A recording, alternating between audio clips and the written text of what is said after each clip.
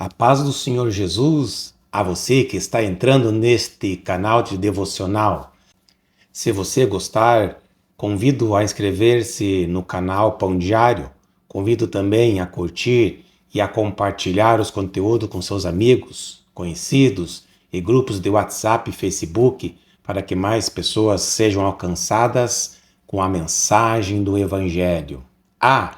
Não se esqueça de ativar o sininho das notificações para que você possa estar recebendo conteúdos atualizados tão logo sejam postados. Deus abençoe grandemente cada um de vocês. Fique com este vídeo agora. Amém? Sermão do Monte, capítulo 21, parte 2. Não matarás. E enquanto você e eu aceitarmos a letra da lei, mas nos esquecermos do espírito da lei, do seu conteúdo e do seu sentido, poderemos enganar-nos a nós mesmos, persuadindo-nos de que somos considerados perfeitamente justos aos olhos da lei.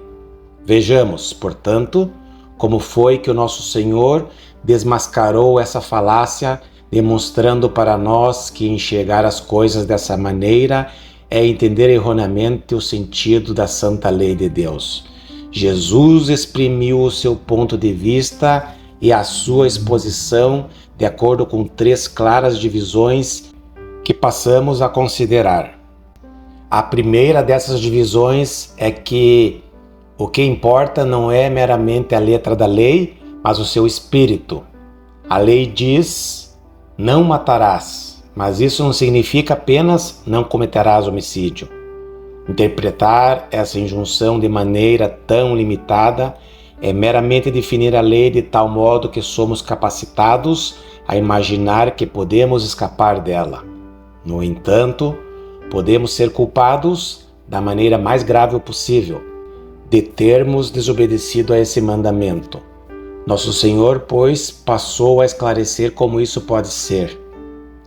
Esse mandamento, disse Jesus, inclui não somente o homicídio físico literal, mas também a ira sem motivo, guardada no coração contra algum irmão. Assim, a verdadeira maneira de compreender esse mandamento que diz não matarás é a seguinte: quem quer que se encolerize contra seu irmão sem qualquer causa justa, corre o perigo de ficar sujeito a julgamento. É como se o Senhor houvesse dito: não deem ouvido aos fariseus e aos escribas, os quais dizem que uma pessoa só se torna passível de julgamento se vier a cometer homicídio literal. Pois eu estou dizendo a vocês que se alguém se irar contra um irmão sem motivo justo, será passível precisamente da mesma punição determinada por esse mandamento. É por essa altura da exposição que começamos a perceber algo do verdadeiro conteúdo espiritual da lei. Por semelhante modo, é nesse ponto que começamos a entender mais acuradamente o sentido das palavras de Deus quando ele disse que a lei precisa ser cumprida. Na antiga lei, transmitida por meio de Moisés, havia todo esse conteúdo espiritual. A tragédia do povo israelita é que eles perderam de vista esse conteúdo espiritual.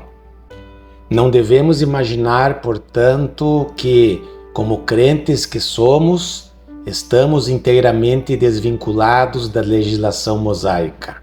Não, mas a antiga lei determinava que não cultivássemos a ira sem motivo justo em nossos corações contra algum irmão. Para nós, que somos crentes, tolerarmos a ira em nossos corações, de acordo com o nosso Senhor Jesus Cristo, é tornar-nos culpado de algo que, à vista de Deus, equivale a homicídio. Odiar, nutrir ressentimentos, ter esse sentimento desagradável e maligno para com outra pessoa, sem qualquer motivo, é idêntico ao homicídio. De fato, quero relembrar-lhe que algumas autoridades sobre o texto original dizem que esse termo qualificador, sem motivo, não deveria constar na tradução. Ele não aparece em certos manuscritos gregos. Todavia, é impossível decidirmos com exatidão, com base na crítica textual, se esse termo deve ser incluído ou não. Porém, ainda que ele seja aceito como parte integrante do original, estamos diante de uma tremenda exigência, e se deixarmos de lado aquele termo qualificador, mais severa ainda soará essa exigência. Por conseguinte, não nos devemos irar contra um nosso irmão.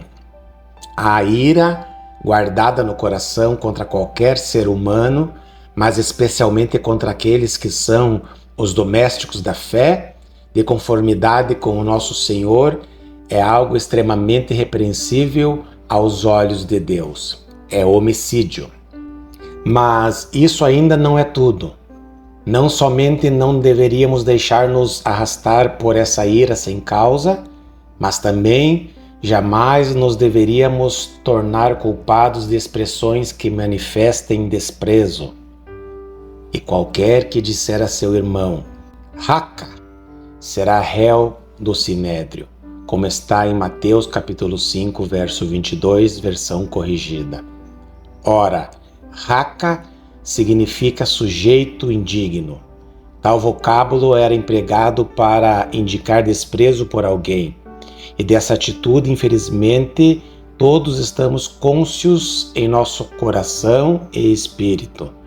Dirigir um insulto desses contra um irmão, chamando-o de raca ou sujeito indigno, conforme explica o Senhor, é algo terrível aos olhos de Deus.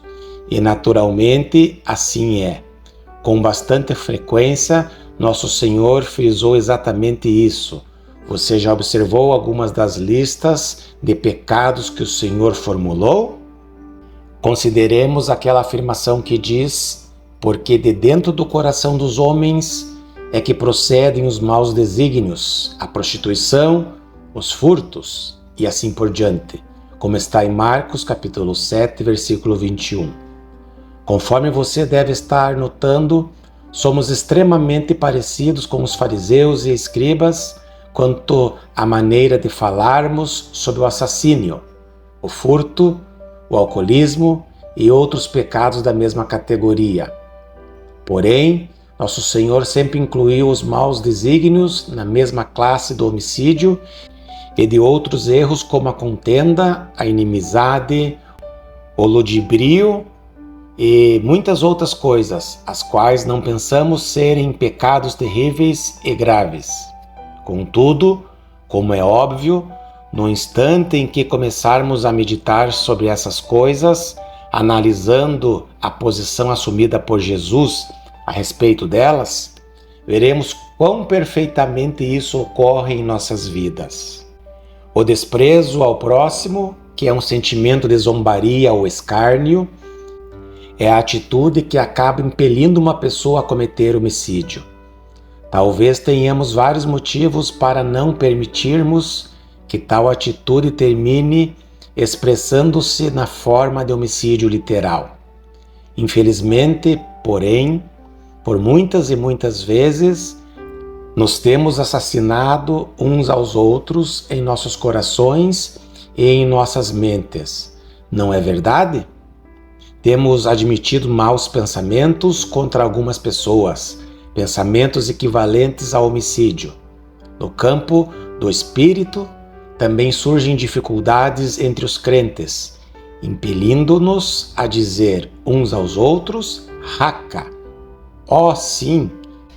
Podemos destruir a nossos semelhantes de outras maneiras que pouco ficam faltando para se caracterizarem como homicídio. Podemos destruir a reputação de um homem, podemos abalar a confiança que outros tenham em um homem sussurrando maledicências ou procurando achar nele erros deliberadamente. Era para coisas dessa ordem que nosso Senhor aqui apontava, e o seu propósito inteiro foi o de mostrar que todas essas coisas estão incluídas no mandamento que determina: não matarás.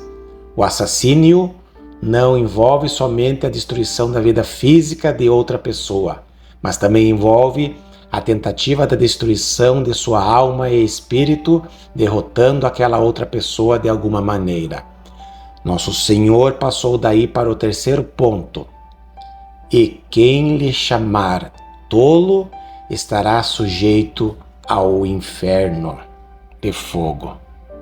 Está em foco nessas palavras alguma expressão abusiva, mediante a qual nossa vítima é por nós envilecida.